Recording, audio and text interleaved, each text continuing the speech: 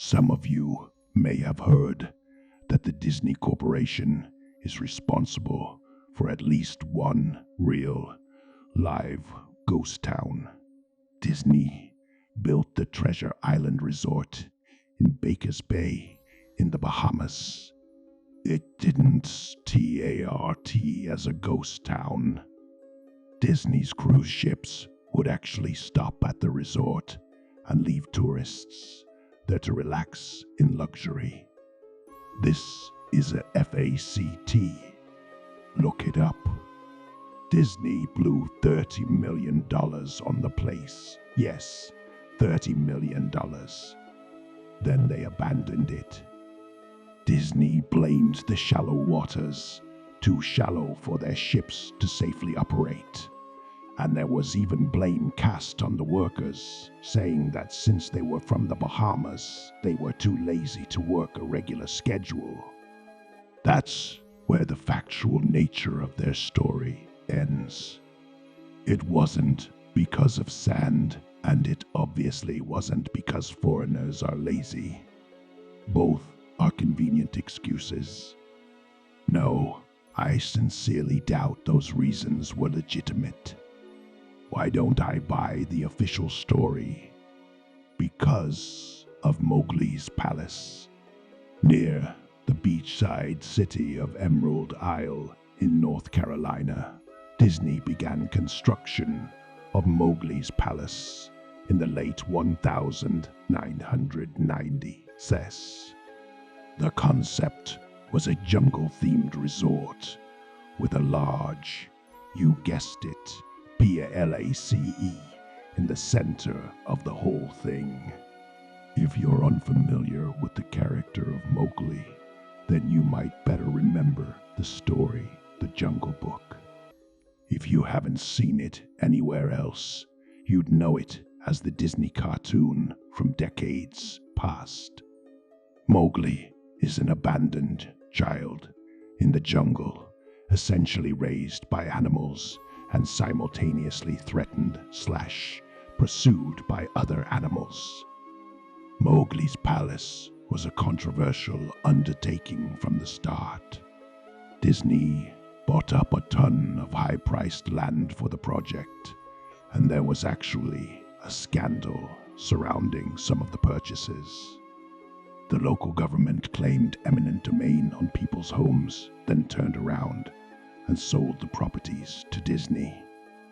At one point, a home that had just been constructed was immediately condemned with little to no explanation.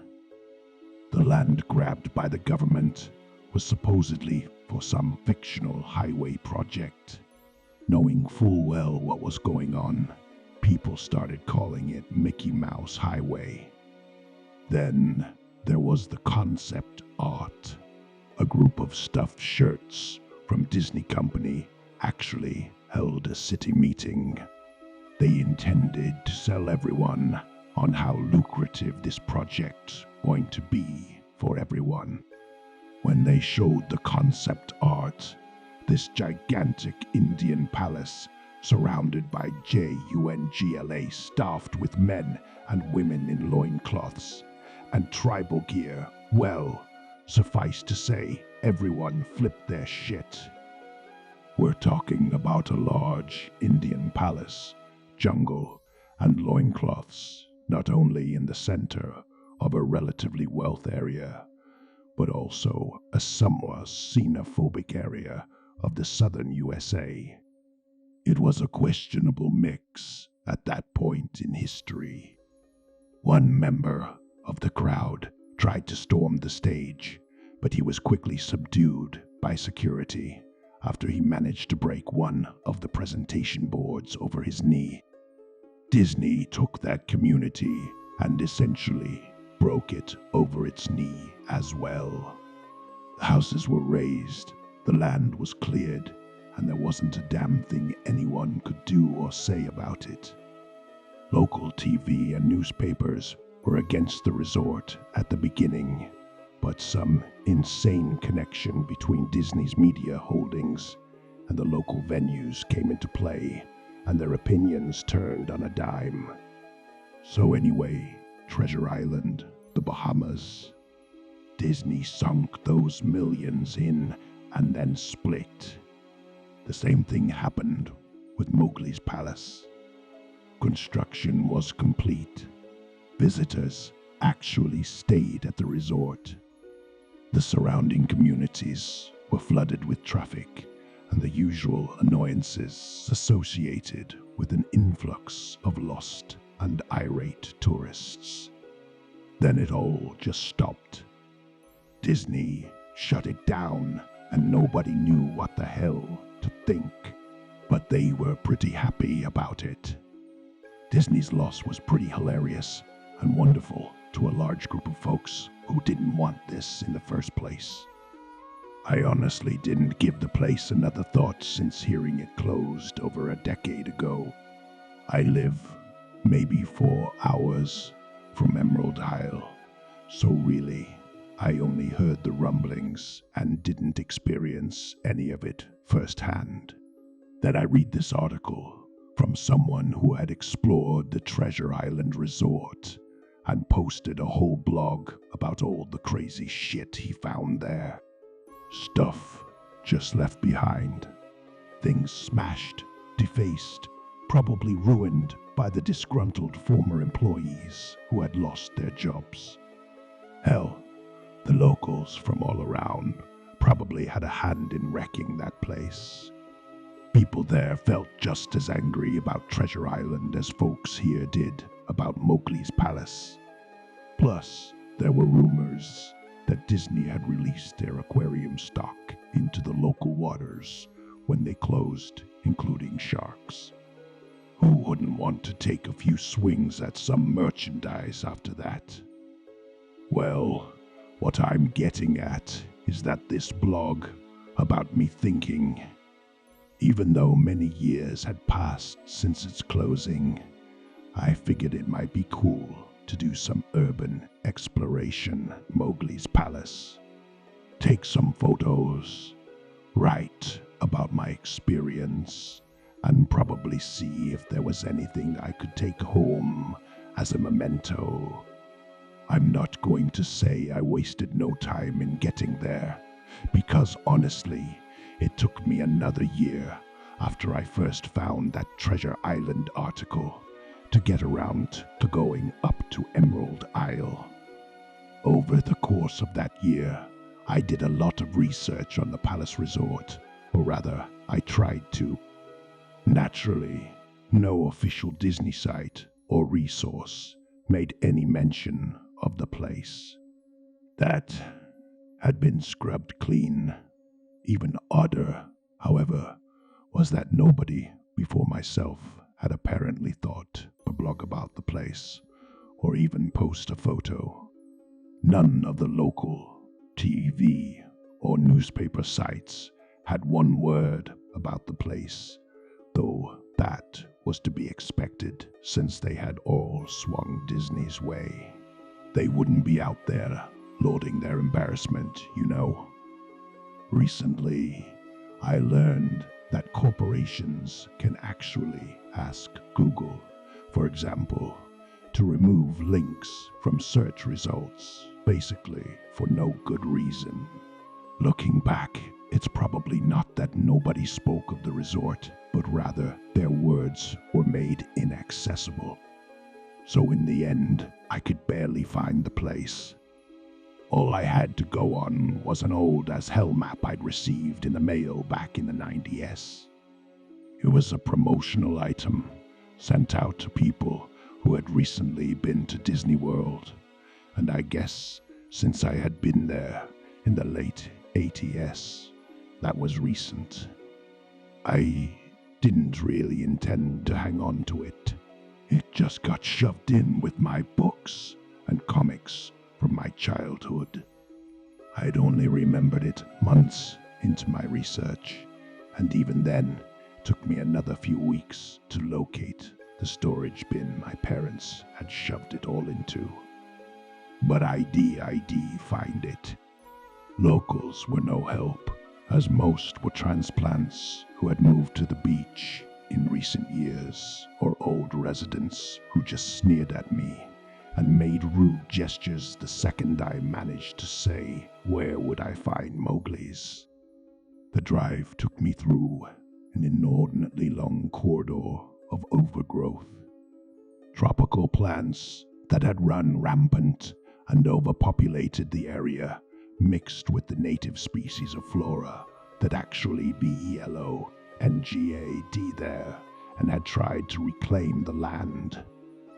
I was in awe when I reached the front gates of the resort. Tremendous, monolithic wooden gates whose supports to either side looked like they must have been cut from giant sequoias. The gate itself had been gouged in several places by woodpeckers and eaten away at the base by burrowing insects. Hanging on the gate was a sheet of metal, some random scrap with hand-painted letters scrawled in black.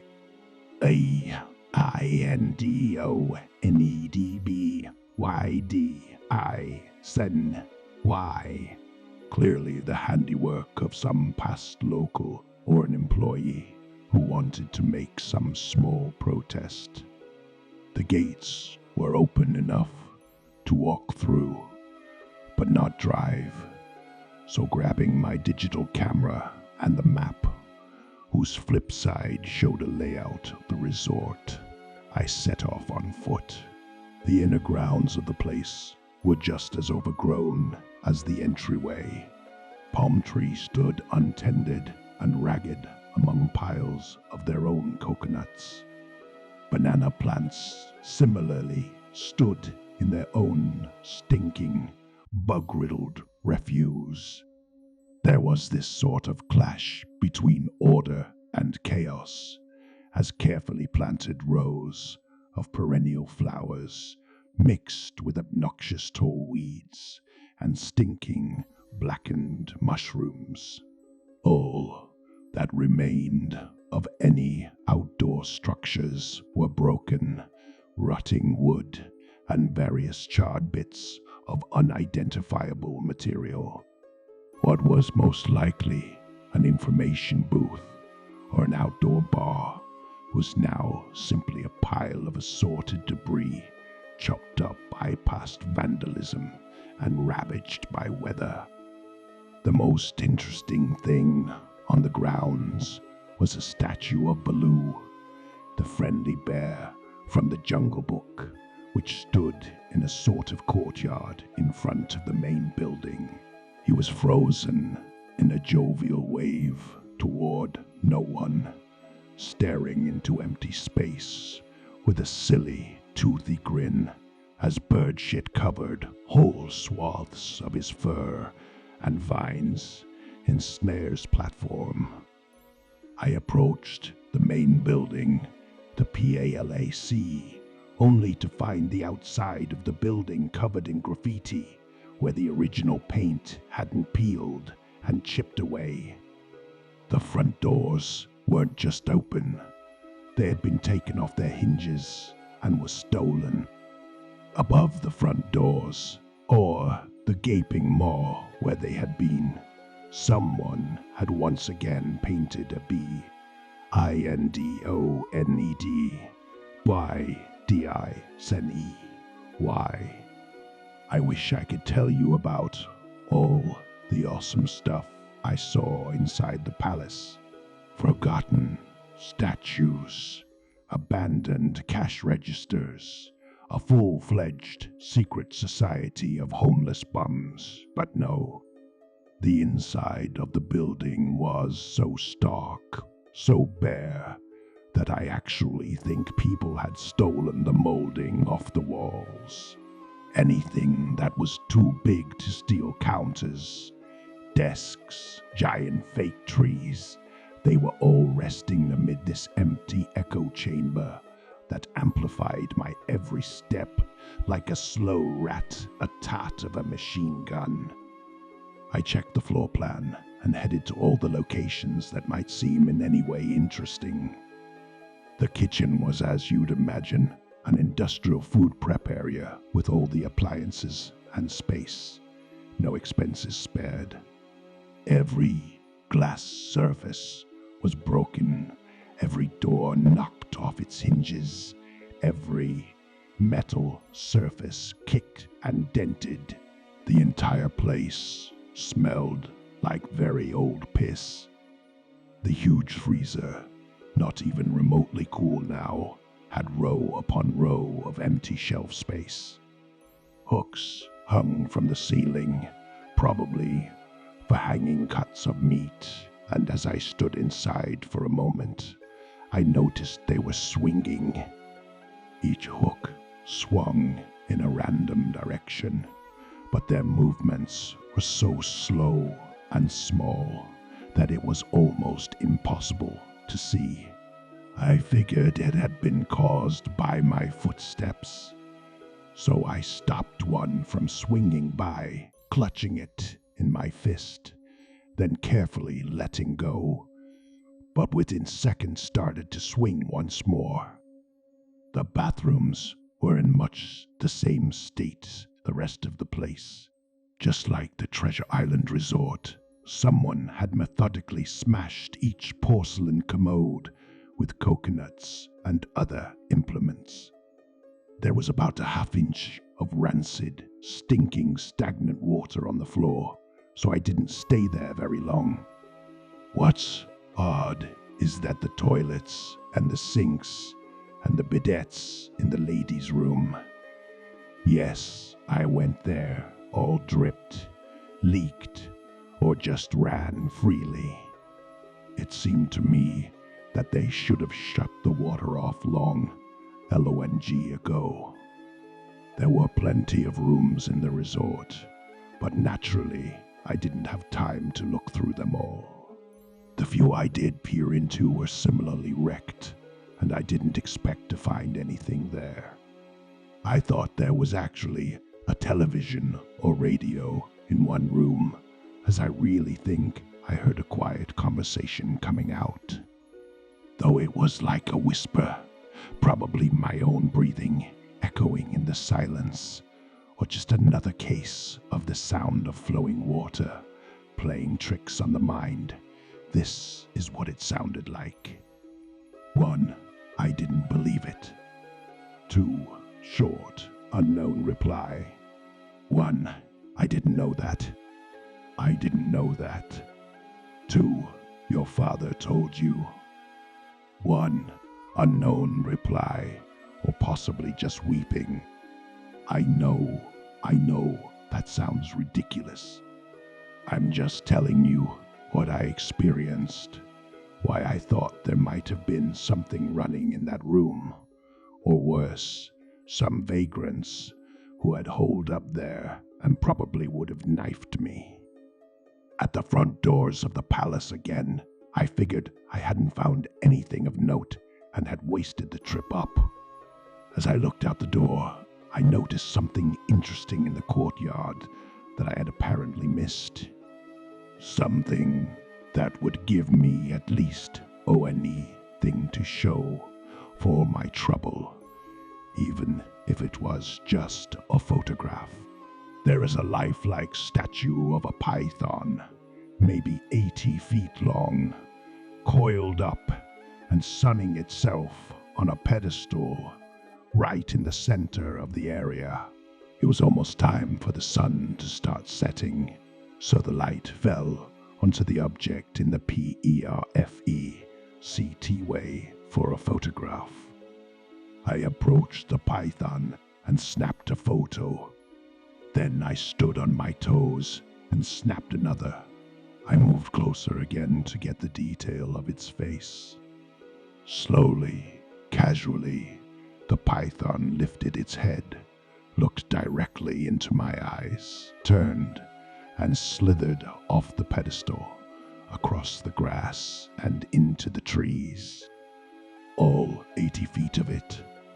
Its head long disappeared into the woods before its tail even left the sunning spot. Disney had released all their exotic animals onto the grounds. Right there on my floor plan map was the reptile house. I should have known. I'd read about the sharks at Treasure Isle, and I should have KNOW they'd done this.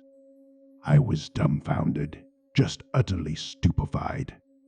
My mouth must have been hanging open for the longest time before I came back down to earth and snapped it shut. I blinked a few times and backed away from where the snake had been, back toward the palace. Even though it was totally gone, I still wasn't taking any chances and backed my way into the building. It took a few deep breaths and slaps to my own face to get myself right in the head again after that. I looked for a place to sit down as my legs were feeling a bit like jelly at this point. Of course, there was no place to sit down unless I wanted to recline in the broken glass and dead leaf carpet or haul myself up onto a desk of questionably reliability. I had seen some stairs near the palace's lobby and decided to go have a seat there until I felt better. The staircase was far enough away from the front of the building to be relatively clean, save for a startlingly. I pulled a wedge of metal off the wall, once again painted with the AB and DO, DB, Y Sene, Y motto I'd become accustomed to. I placed the wedge on the stairs and sat on it to keep at least somewhat clean.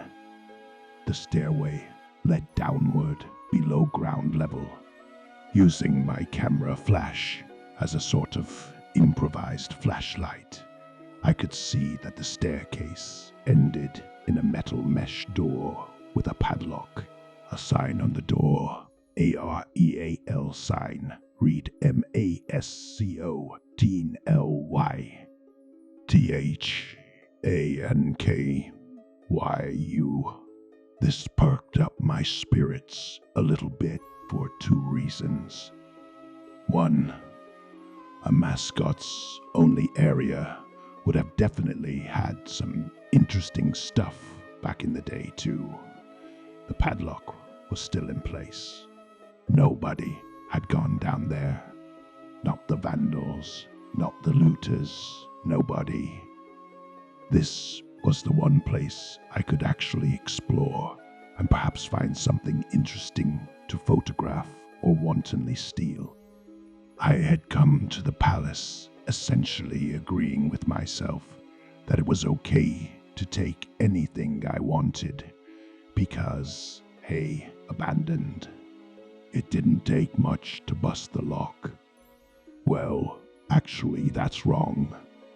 It didn't take much to bust the metal plate on the wall that the padlock was hooked to.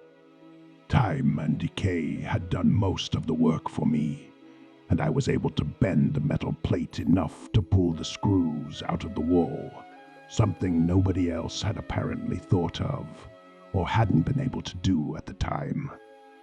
The mascot's only area was a startling and very welcome change from the rest of the building I'd seen.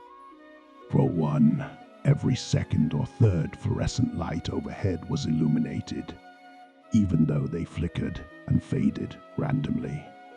Also, nothing had been stolen or broken, even if age and exposure were definitely taking their toll. Tables had notepads and pens. There were clocks, even a punching clock on the wall, complete with filled-out time cards. Chairs were scattered around, and there was even a small break room with an old, static-filled television and long rotted-out food and drink on the counters. It was like one of those post-apocalypse movies, where everything is left in the state of evacuation. As I walked the maze-like sub-basement hallways of the mascot's only area, the sights became more and more interesting. As I went further, desks and tables were knocked knocked over, papers scattered and almost melded with the damp floor, and a large carpet of mold was slowly overtaking the real rotting crimson floor covering. Everything was just sort of squishy. Anything wood disintegrated into mush when I applied even the least amount of force, and clothing items hanging on hooks in one of the rooms simply fell to moist threads if I tried to unhook them. One thing that annoyed me was that the light was becoming more sparse and unreliable as I went further into the dank, suffocating depths of the place. Eventually, I reached a black and yellow striped door with the words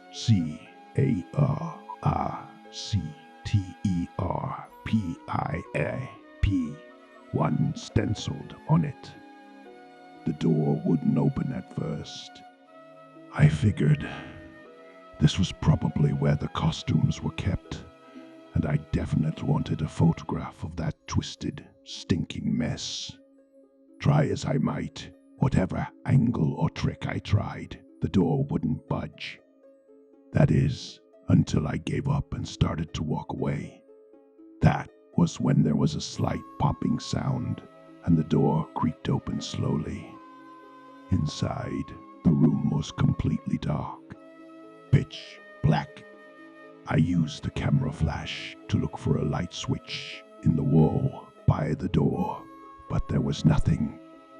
As I made my search, I was jarred out of my sense of excitement by a loud electrical buzz. Rows of lights overhead suddenly flashed to life, flickering and fading and out like the rest I had passed. It took a second for my eyes to adjust, and it seemed like the light was going to just keep getting brighter until all the bulbs exploded. But just when I thought it would reach that critical stage, the lights dimmed a bit and steadied. The room was exactly as I had pictured it.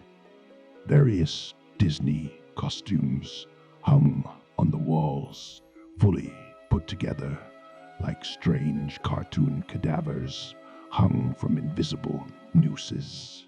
There was an entire rack of loincloths and native clothes on hangers toward the back. What I found odd, and what I wanted to photograph right away, was a Mickey Mouse costume at the center of the room. Unlike the other costumes, it was lying on its back in the center of the floor, like a murder victim. The fur on the costume was rotten and shedding, creating bare patches. What was even odder, however, was the coloring of the costume. It was like a photo negative of the actual Mickey Mouse. Black where he should be white, where he should be black. His normally red overalls were light blue. The sight was off, putting enough that I actually put off photographing the thing until last. I took a picture of the costumes hanging on the walls. Upward angles, downward angles, side shots to show an entire row of frozen, putrid cartoon faces, some with plastic eyes missing. Then I decided to stage a shot. Just one of the braggled character heads on the slick, grimy floor. I reached for the headpiece of a Donald Duck costume and carefully removed it so the thing wouldn't fall apart in my hands. As I looked into the face of the wide-eyed, moldering head, a loud clattering sound made me jump with fright. I looked down at my feet, and there, between my shoes, was a human skull. It had fallen out of the mascot head and shattered into pieces at feet. Only the empty face and lower jaw remained, staring up at me. I dropped the duck head immediately, as you'd expect, and moved for the door. As I stood in the doorway, I looked back to the skull on the floor. I had to take a picture of it, you know. I say, tour. Any number of reasons that may seem silly, but only if you don't think it through. I need proof of what happened, especially Disney was going to somehow make this go away. I had no doubt in my mind, right from the start, that even if it was just gross negligence, Disney was RESPONSIBLA for this. That's when Mickey, that photo negative, opposite Mickey in the middle of the floor, started to get up. First sitting up, then climbing to its feet. The Mickey Mouse costume, or whoever was inside of it, stood there at the center of the room, its fake face just starting directly at me as I mumbled no over and over.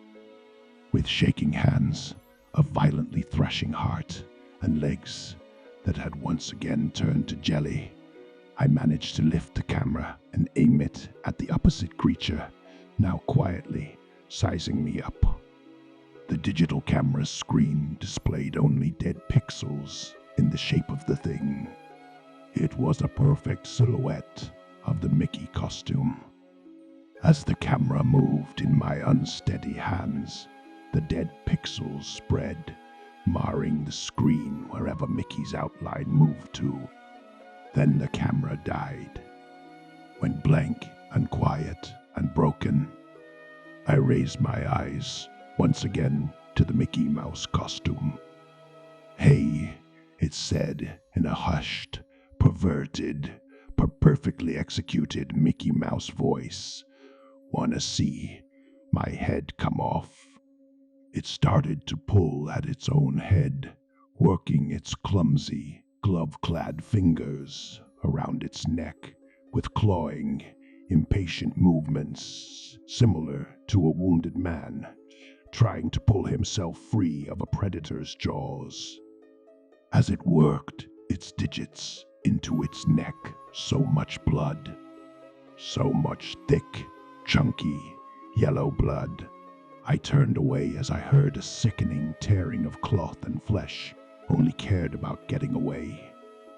Above the doorway out of this room, I saw the final message clawed into the metal with bone or fingernails.